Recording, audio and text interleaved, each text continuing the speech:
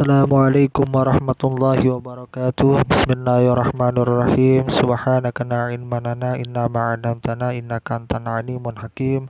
Rabbi zidna ilman warzuqna fahman. Qala al-musannif wa nafa'na bihi wa bi 'ulumi fid dharain amin. Pembahasan kali ini saya akan membahas tentang mengenai hak-hak yang mesti dipenuhi oleh seorang istri kepada suaminya ataupun sebaliknya. Yang jelas di sini pembahasan yang akan saya bahas adalah mengenai tentang bab rumah tangga. Kali ini saya menggunakan kitab Uqudul Lujain, karya daripada ulama besar Indonesia yaitu Syekh Nawawi Al-Bantani. Pada pembahasan ini langsung aja pada baris yang pertama.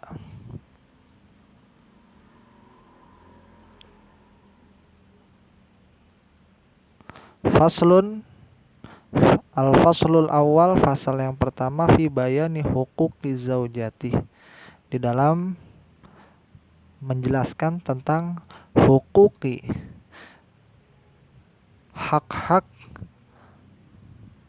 zaujati, hak-hak istri, al-wajibatu, yang wajib dipenuhi, ala zauji, bagi suami, wahia husnul israti.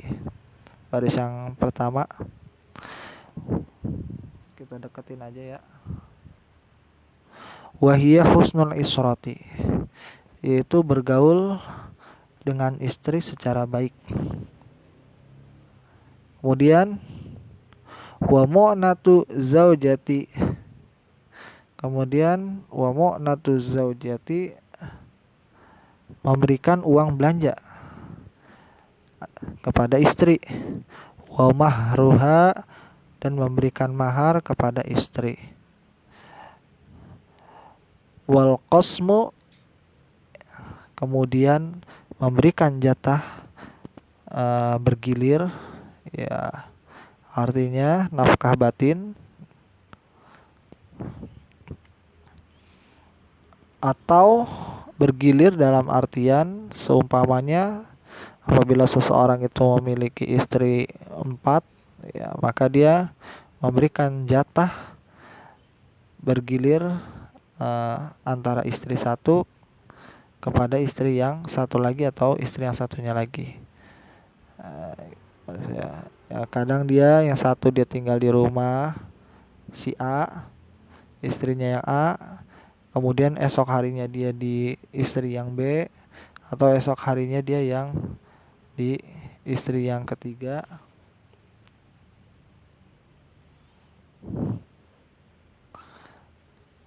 Ini adalah mengenai penjelasan hak-hak istri yang wajib dipenuhi oleh seorang suami. Kemudian apalagi hak-hak yang mesti dipenuhi oleh seorang suami kepada istrinya, wa ta'limuha, dan memberikan pengajaran atau memberikan pengetahuan, ta'limuha ma tahtaju, perkara yang dibutuhkan, masih baris yang atas, ilaihi, yaitu yang dibutuhkan oleh seorang istri, min furudin ibadati wa sunaniha, yaitu mengajarkan mengenai kewajiban-kewajiban di dalam ibadah, wa sunaniha, dan kesunahan-kesunahan di dalam ibadah, walau ghayra muakkadati, walaupun ibadah sunnahnya adalah ibadah yang bukan sunnah muakkadah, sunnah yang ditekankan. Artinya bagi seorang suami, dia diwajibkan memenuhi kebutuhan istrinya. Salah satunya adalah memberikan pengajaran, yaitu sesuatu hal yang dibutuhkan oleh seorang istri, yaitu pendidikan agama mengenai kewajiban-kewajiban di dalam agama, seperti mengajarkan sholat, atau mengajarkan mengenai puasa, atau mengajarkan zakat, dan ibadah-ibadah yang wajib yang lainnya. Wasunanuha, dan mengajarkan sunnah-sunnah di dalam ibadah. Ya, mengajarkan salat duha, mengajarkan kesunahan-kesunahan yang lain seperti makan menggunakan tangan kanan, melakukan segala kebaikan menggunakan anggota yang kanan terlebih dahulu. Contoh, mengajarkan kepada istri apabila masuk kamar mandi membaca doa atau mendahulukan kaki kiri, kemudian mengajarkan istri pentingnya menggunakan siwak, kesunahan menggunakan siwak. Walau ghayra muakkadati, walaupun yang diajarkan bukan sunnah muakkadah. Ya, sunnah muakkadah itu seperti sholat taraweh. Ya, sunnah muakkadah juga mesti diajarkan. Kemudian yang bukan sunnah muakkadah pun sama. Bagi suami dianjurkan mesti memenuhi atau memberikan pengajaran kepada istrinya mengenai tentang pendidikan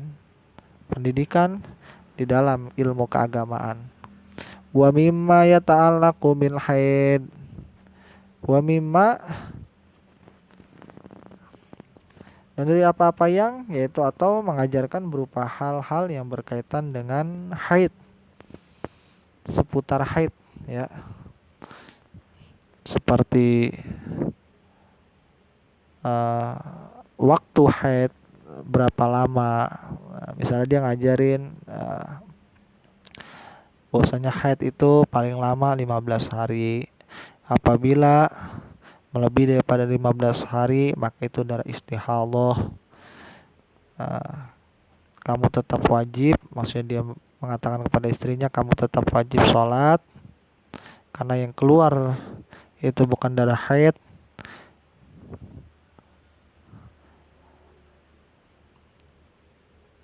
kecuali darah haid, maka tidak diwajibkan sholat. Adapun darah bukan haid yang dia keluar melebihi waktunya 15 hari, maka diwajibkan melakukan sholat, karena darah tersebut adalah darah istihadah. Ini pun harus diajarkan kepada istri. Wa min wujubi ta'atihi, dan berupa ibadah-ibadah atau kewajiban, mengajarkan kewajiban taat kepada wujubi ta'atihi, kepada suaminya, fi ma laisa bimaksiatin, selama bukan dalam koridor kemaksiatan. Adapun berbeda kasusnya ketika seorang suami mengajarkan kepada istri perkara maksiat, maka tidak boleh bagi istri mengikuti atau diajarkan oleh dia, karena hal tersebut perbuatan maksiat. Adapun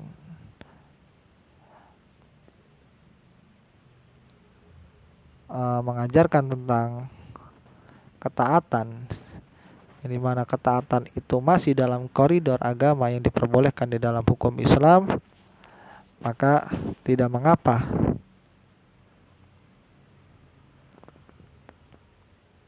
Kemudian pada bab yang kedua, kita lanjut. Faslun sani fi bayani huquqiz zauj. Pasal yang kedua di dalam menjelaskan hak-hak suami, al-wajibatu yang wajib dipenuhi ala zaujati oleh seorang istri. Nah, ini sekarang kewajiban istri. Kalau tadi kewajiban istri, kalau sekarang kewajiban suami yang mesti dipenuhi oleh seorang istri.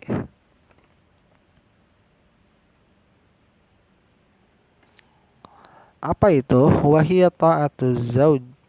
Wahiya ta'atuz zauji fi ghairi maksiatin.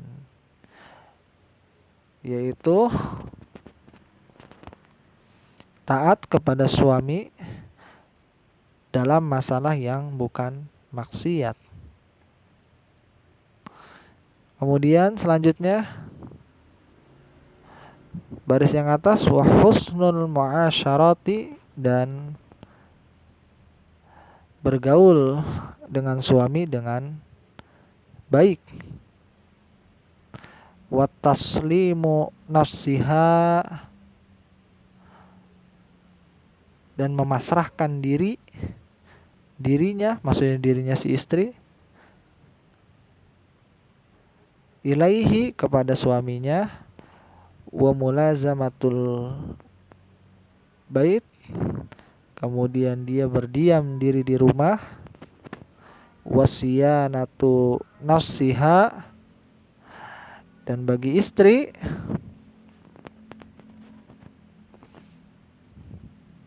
itu menjaga, memelihara dirinya,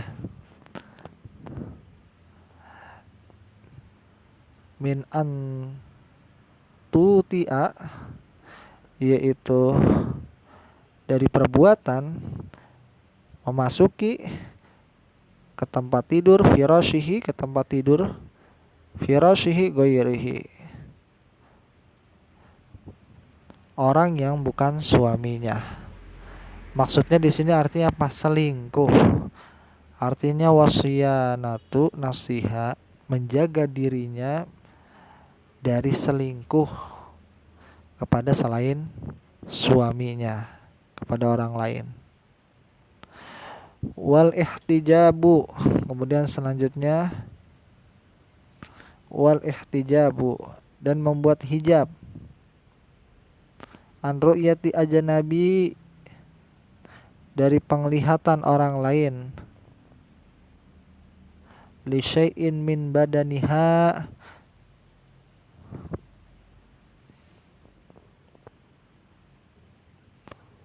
terhadap sesuatu dari badannya, walau wajhuhu, meskipun hanya wajah, wa kaffaiha, dan kedua telapak tangannya,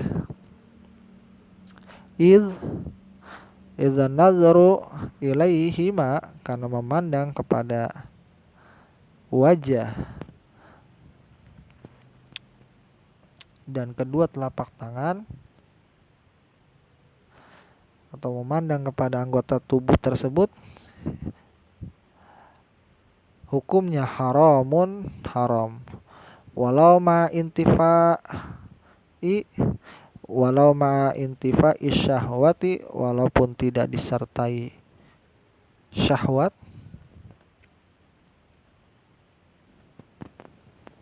atau hasrat birahi, wal fitnati, dan walaupun tidak menimbulkan fitnah, wa tarku mutalabatiha, dan meninggalkan mutalabatiha,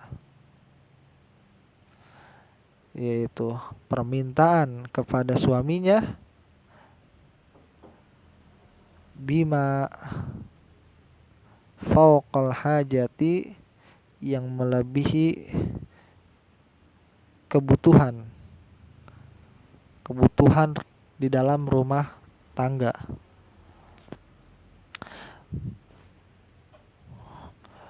Walau alimta, walaupun engkau tahu, kudratuhu alaih, bahwasanya suamimu mampu, untuk memenuhi hajat yang melebihi kebutuhan rumah tangga. Artinya apa?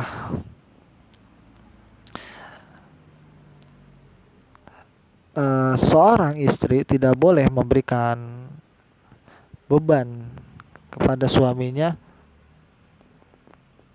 atau meminta sesuatu melebihi kebutuhan rumah tangga.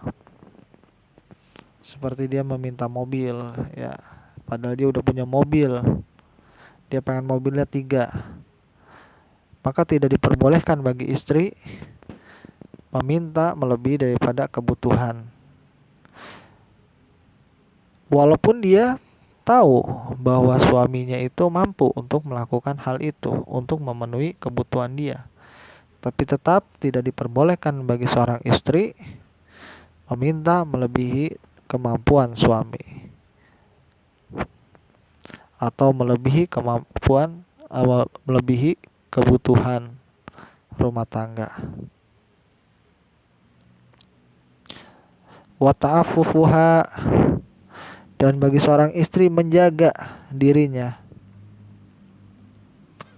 atau memelihara dirinya, ya, antanawuli ma yaksabuhu, yaitu dari mengkonsumsi atau memakan sesuatu perkara yaksabuhu, yaitu pemberian hasil usaha si suami, minal malil haram, yaitu seperti hasil usaha dari perkara-perkara yang haram. Ketika si suami bekerja dengan pekerjaan yang haram, yang gajinya haram, maka tidak diperbolehkan bagi istri untuk ikut mengkonsumsi makanan tersebut atau menggunakan uang daripada hasil yang haram yang diberikan suaminya kepada dia. Wa adamu kazbiha, dan jangan berbohong kepada suami, ya, ana haidiha, mengenai haidnya dia, wujudan wa inqita'an,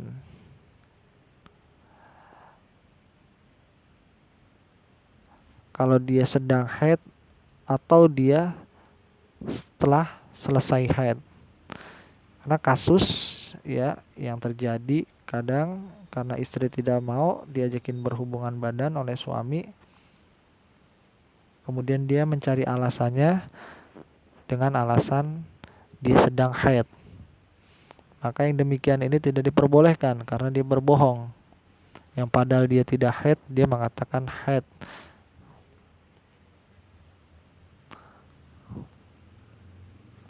Yang padahal dia setelah selesai haidnya telah terputus, artinya udah kembali normal, kemudian dia masih bilangnya haid, ya, maka yang demikian itu tidak diperbolehkan. Ya, jadi ini penjelasan mengenai tentang berumah tangga, fikih mengenai suami istri, hak-hak suami maupun hak-hak istri yang wajib dipenuhi.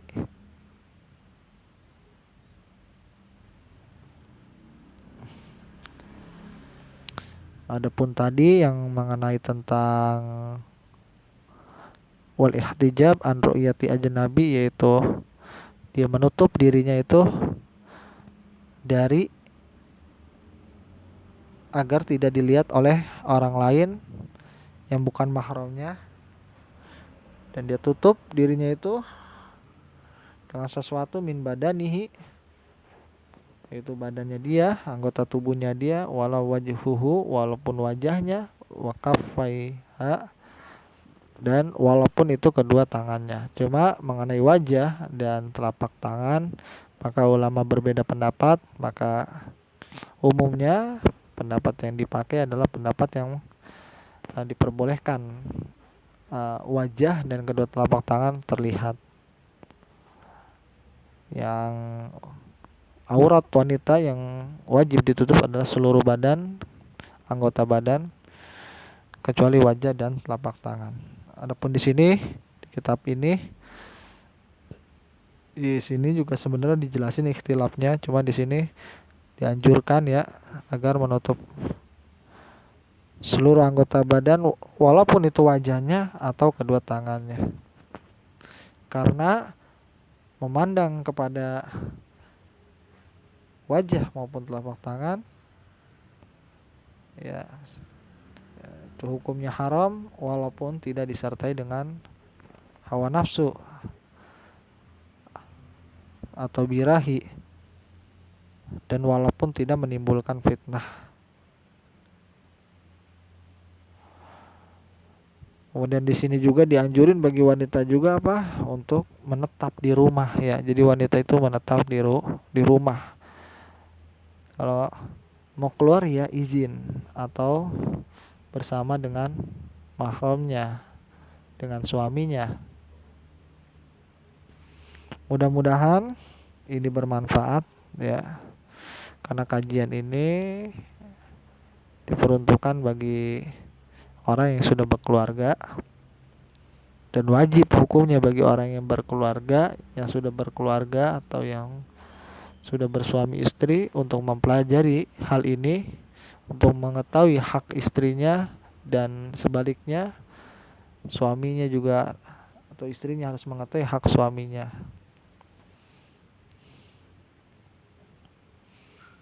Mudah-mudahan bermanfaat.